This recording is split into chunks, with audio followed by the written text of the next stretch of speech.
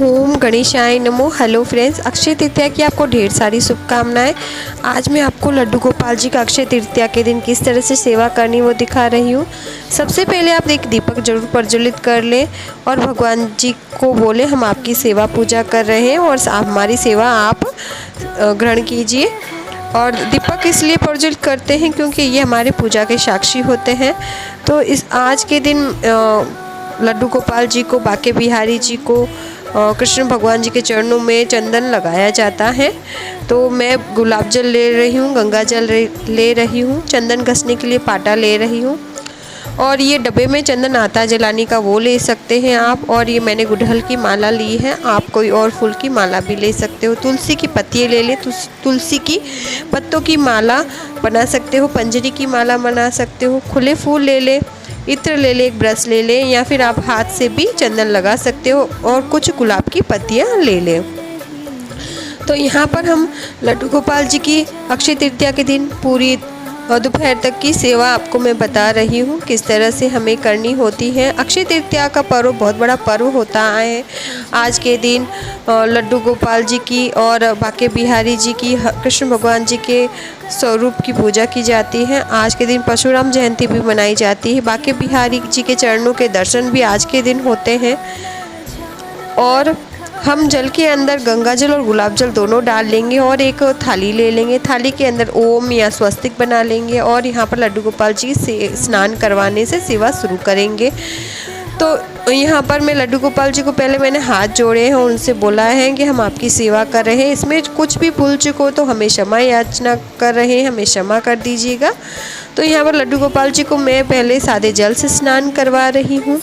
ओम नमो भगवते वासुदेवाय बोलते हुए आप यहाँ पर राधे राधे बोल सकते हो, हरे कृष्ण बोल सकते हो, आपको जो आता है आप बोले और उनका स्नान करवाते वक्त यहाँ वहाँ ना देखें, उन्हीं की सेवा करते रहें और उन्हीं में ध्यान लगाएं। तो मैंने सादे जल से स्नान करवाया, फिर मैं यहाँ पर कच्चे दूध से स्नान करवा रही हूँ। ओम नमो भगवते वासुदेवाय नमः। इस तरह से मैं इनको स्नान करवा रही हूँ। अब इसी के साथ मैं यहाँ पर सादे जल से स्नान करवाऊँगी। लड्डू गोपाल जी की सेवा करने से हमें बहुत पुण्य मिलते हैं और अक्षय तृतीया के दिन किए हुए किसी भी कार्य से हमें बहुत बड़ा पुण्य और फलदायी रहता है। इस दिन किए हुए हर कार्य का कभी क्षय नहीं होता, क्षीण नहीं होता है। मतलब अपने कितने ही जन्मों तक ये कार्य हमारे जन्मों का पुण्य हमें प्राप्त होता है। अब मैं यहाँ पर चंदन केसर के लेप से स्नान करवाया है। अब मैं सादे जल से स्नान करवा रही हूँ। इसके बाद में मैं पुष्पों से स्नान करवाऊँगी। पुष्पों से स्नान करवाने के बाद में यहाँ पर फिर से मैं सादे जल से इनको स्नान करवाऊँगी। तो जल के अंदर मैंने गंगा जल और गुलाब जल पहले ही डाला, आपको बताया है मैंने। तृतीया को आखा तीज भी बोला जाता है और अक्षय तृतीया के दिन सतयुग से त्रेता युग का आरंभ भी हुआ था।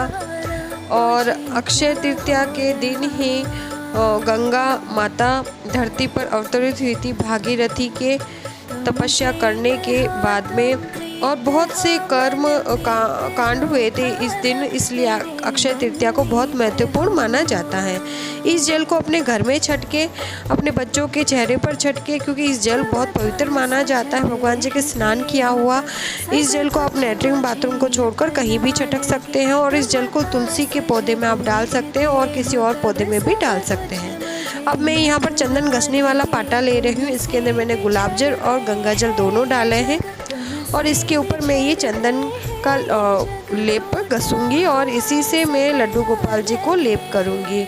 तो यहाँ पर हमारी सब्सक्राइबर ने पूछा था कि गुलाबी कलर का आपने क्या लगाया, तो इसी चंदन को मैंने घसा था और इसी चंदन के साथ मैंने गुलाब के पत्तों को साथ में डाला था, क्योंकि गुलाब के पत्ते बहुत ही ठंडक पहुंचाते हैं और सुगंधित होते हैं और हमें लड्डू गोपाल जी को ठंडक पहुंचानी थी, तो मैंने इसमें गुलाब के पत्ते भी डाले थे।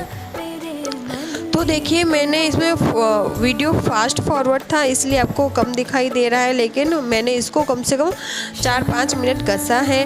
इसके बाद में मैं गुलाब की पत्तियाँ डाल रही हूँ। इसको अब हम इसको भी इसके साथ जैसे हम चटनी बनाते हैं वैसे ही हमें घोटना होता है और लड्डू गोपाल जी के सामने देखो हमने रखा है और लड्डू गोपाल जी को पता चले हम किस तरह से मेहनत कर रहे हैं।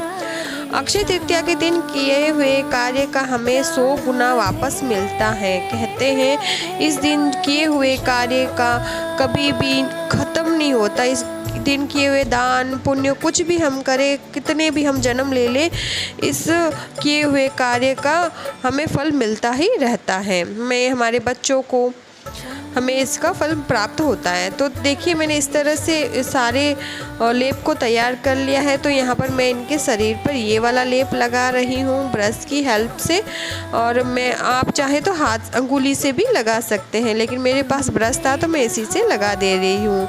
तो लड्डू गोपाल जी के जो तुलसी के कंगन पहने हुए थे वो मैंने निकाल दिए हैं क्योंकि अच्छे से लग जाए। तो यहाँ पर मैं चेहरे पर ऑरेंज कलर वाला चंदन लगाने वाली हूँ, जिससे दो कलर आएंगे और बहुत ज़्यादा सुंदर लगेंगे हमारे लड्डू गोपाल जी। तो देखिए उनको भी बड़ा आनंद आ रहा है लगाने में। और ये सेवा ज़रूरी नहीं आप अक्षय तृतीया के दिन करें, कोई भी गर्मी के किसी भी दिन में कर सकते हो, या फिर गर्मियों के 2 महीने जो कि अभी चल ही रहे हैं, आखा तीज के बाद में जो गर्मी इतनी पड़ने लगती है, आप हफ्ते में भी ये सब कर सकते हैं। तो देखिए मेरे पास फूल बंगला नहीं था, तो मैंने यहाँ पर आसपास मनी प्लांट और जो रियल प्लांट के मोर पंख वाले पेड़ के पत्तियाँ थी वो लाकर मैंने लगाई हैं, और कुछ फूल लगाए हैं। ये सब रियल वाले हैं, आर्टिफिशियल कुछ नहीं है। और कुछ मोर पंख लगाए हैं जिससे लड्डू गोपाल जी को अच्छा लगे और वो वातावरण उनको फील हो, इसलिए मैंने ये सारी चीज़ें उनके लिए की हैं। और अगर आपके पास फूल बंगला हो तो आप वो लगाएं, नहीं हो तो मेरी तरह आप कर सकते हैं। तो यहाँ पर मैं ऑरेंज वाला लगा रही हूँ केसर चंदन, और यहाँ पर 2 लुक आ जाएंगे हमारे लड्डू गोपाल जी के, और बहुत ज़्यादा सुंदर लग रहे हैं। इनका स्नान श्रृंगार हम बहुत ही सुंदर सा करेंगे। तो जैसे कि आप देख रहे हैं, आपके पास ये सारी सुविधा ना हो तो भी कोई बात नहीं, आप हल्का सा कोई भी चंदन लाकर उनके सारे शरीर पर लगा सकते हैं, या फिर इनके गहने में बनाना है तो आपको चावल का आटे के अंदर केसर चंदन को मिक्स कर दें और उनके छोटे छोटे आप गहने बनाकर पहना सकते हैं। भगवान के लिए हम कुछ भी करना चाहें तो कुछ भी अमुमकिन नहीं होता, सब कुछ मुमकिन होता है। भावना होनी चाहिए कुछ करने की। तो यहाँ पर देखिए हमारे लड्डू गोपाल जी श्रृंगार करके बैठे हैं, कितने प्यारे लग रहे हैं और वो मुस्कुरा रहे हैं। और आज के दिन लड्डू गोपाल जी के लिए सुराही ज़रूर लेकर आए ठंडे पानी की, तो मैं पहले ही लेकर आ गई थी, आपको दिखा रही हूँ।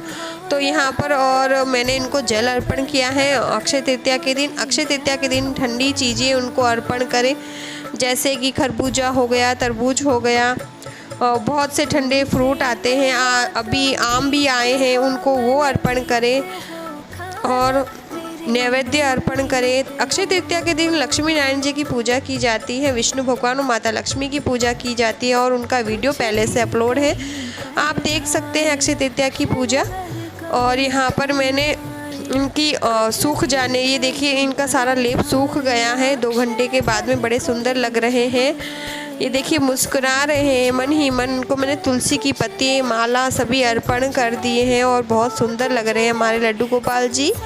तो यहाँ पर दोपहर में मैंने इनको सब कुछ अच्छे से नहला दिया था, क्योंकि वो सोते तो उनको अच्छा नहीं फील होता, इसलिए मैंने इनको नहलाकर अच्छे से वस्त्र धारण करवा दिए हैं। इस वक्त आप अच्छे से वस्त्र धारण करवा दें, और दोपहर में अगर आप सुलाते हो तो आप सुला दीजिए, और वरना आप यहाँ पर इनको भोग लगाएं और अच्छे से बिठाएं। चैनल को लाइक और सब्सक्राइब ज़रूर करें।